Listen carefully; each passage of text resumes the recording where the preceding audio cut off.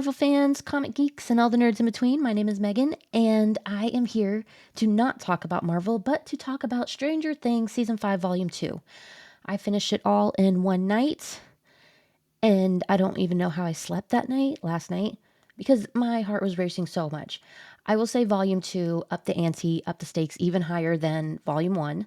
They started off all gas, no brakes, and it continued that for the 3 episodes. There was a lot that happened, like this. It was very Max centered, which makes sense. Just so you know, there's spoilers in this, so like, be aware.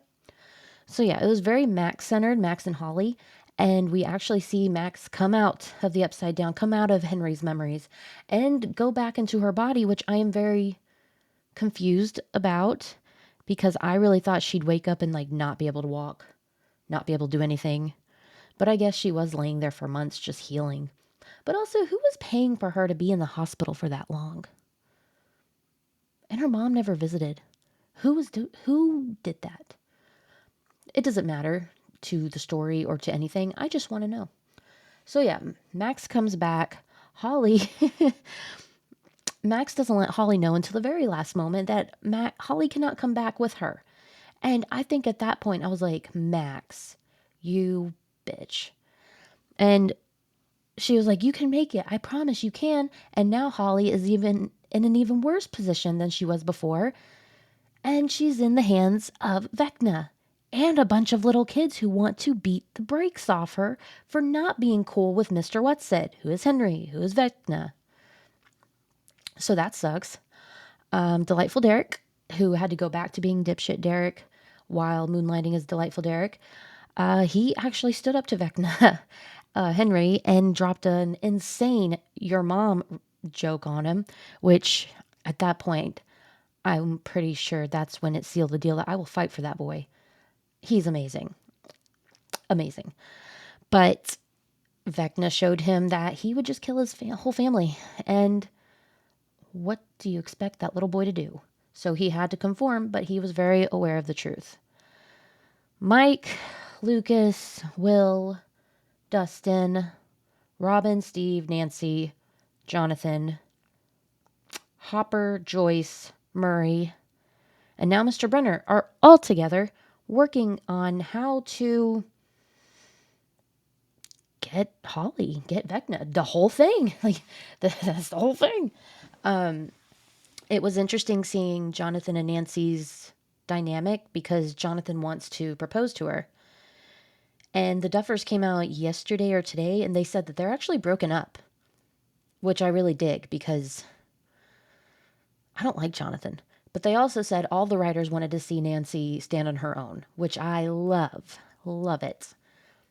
Along with that, it was nice seeing Joyce and Hopper reunite. I am always pulling for them. Mike and Eleven, I could care less about. But you know who I am super, super suspicious of? I think Hopper's onto something, and I am very suspicious of Callie, who is trying to talk Eleven into offing herself so she can stop the whole routine of them stealing her blood and trying to recreate Henry. And I think that's what we're being led to think is that Eleven's going to make the ultimate sacrifice. But there is one point when Callie said that she will help Eleven take down Vecna, and she said, I will help you take down our brother. That's when I was like, oh no, something's going to happen with her, and I know it, and I do not trust her worth a damn. Not a little bit, not even a tiny bit. And Eleven would be wise to follow my suspicions. Not to brag. Oh, can we talk about the best Karen that's ever walked this earth or that earth or the upside down? No, she's not in the upside down. Karen Wheeler, who came out of nowhere to save Lucas, Robin's girlfriend, and a comatose Max, who came out of her, she was limping around and she was the ultimate mom. She did what she had to do, took out the demi-dogs, did not care whatsoever what happened to her. And then in she can barely stand. She can barely stay awake. And she said that she's going to go out there and fight for her daughter. Look, Mrs. Wheeler is a dime piece with the balls of 1,000 men, and we don't deserve her. She is the best Karen of them all. She is amazing, and I love it. Still no word on the dad. I feel like we've all just accepted that the dad does not matter. Ted, I think his name. Who cares? Eleven and Hopper are fighting because of Callie, so that's nice. I'm sorry about my voice, by the way. I'm still sick, so I'm trying here. It's not easy. But Will has come to terms with his powers. I was right, by the way. He was pulling from Vecna, which I'm really psyched about because I'm never right, especially when in theories. But he pulls from Vecna. He actually controlled Vecna for a hot minute there and told Max and Holly to run. That was amazing. I'm really glad they're putting some respect on Will's name because he has been such a damsel in distress. Also, can we talk about Will finally came out of the closet and was met with so much support. It was beautiful.